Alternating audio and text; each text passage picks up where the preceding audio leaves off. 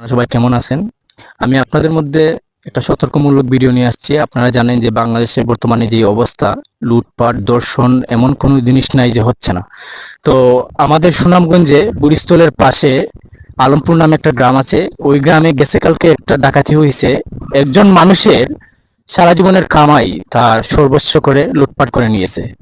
তো আমরা দেখতে পাচ্ছি যে আমাদের সামনে দিয়ে একজন ভাই আসছে বাইক নিয়ে আলমপুরের রাস্তার দিকে, মানে যে গ্রামে লুটপাট হয়েছে সেই গ্রামের দিক দিয়ে আসছে। আমরা ওই বাইকে জিজ্ঞেস করবো এই বিষয়ে কিছু জানে কিনা। হ্যালো ভাই, কেমন আছেন? ভালো আছি ভাই। ভাই আপনি তো আলমপুরের দিক দিয়ে আসছেন, হুম। তো আপনি যে আলমপুরের যে গেছে কালকে একটা ডাকাতি হয়েছে এই বিষয়ে কি কিছু জানেন? আলমপুরের যে বিষয়টা হয়েছে ভাই, এটা আসলে খুব খারাপ। আমার বাসা বুড়িস্থল। আলমপুরের এই দিক থেকে আমি এখন আসতেছি, আসার পথে মনে হয় যে আমি কালকে নিউজটা দেখছি। অবশ্য নিউজটা দেখার পর আমার খুব খারাপ লাগছে যে উনি উনি সবকিছু মানে যে যত সম্বল সবকিছু আসতো, সবকিছু মানে কালকে রাতে ডাকাতেরা মনে করেন যে ছিনিয়ে নিয়ে গেছে। উনি আসলে একদম নিঃসমল।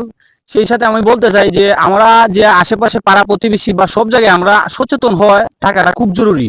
আমরা ঐক্যবদ্ধ হয়ে থাকাটা খুব জরুরি। মানে আপনি আপনি বলতে চাচ্ছেন আমরা যদি একসাথে প্রতিবাদ করি তাহলে সেটা থেকে রক্ষা পাওয়া উচিত। আমাদের সবাইকে প্রতিবাদ করতে হবে, প্লাস আমরা সবসময় সচেতন থাকতে হবে। আমরা সচেতন না থাকলে, ঐক্যবদ্ধ না থাকলে ভবিষ্যতে তার বাড়ি হইছে আমার বাড়ি হইতে পারে, এরকম আমার বাড়ি হইতেও পারে। ধন্যবাদ সবাইকে। ধন্যবাদ ভাইকে। আমরা এই ভিডিও থেকে এটাই জানলাম যে আমরা ভাইয়ের বক্তব্য শুনে বুঝলাম যে আমাদেরকে সতর্ক থাকতে হবে। আপনারা সতর্কর পাশাপাশি প্রতিদিন ঘুমানোর আগে কাঠের নিচ বা আসবাবপত্র বা চিপা চাপা যা আছে সবকিছু দেখে ঘুমাবেন। অবশ্যই দরজা জানলা ভালো করে লাগাবেন এবং প্রতিবেশীর সাথে একমত হয়ে থাকবেন। আর ডাক দেওয়ার আগে সবাই চলে আসবেন, এছাড়া কোনো উপায় নাই। আর আমাদের এই ধরনের ভালো ভালো ভিডিও পেতে হলে আমাদেরকে লাইক কমেন্ট শেয়ার দিয়ে পাশে থাকতে হবে। ধন্যবাদ সবাইকে।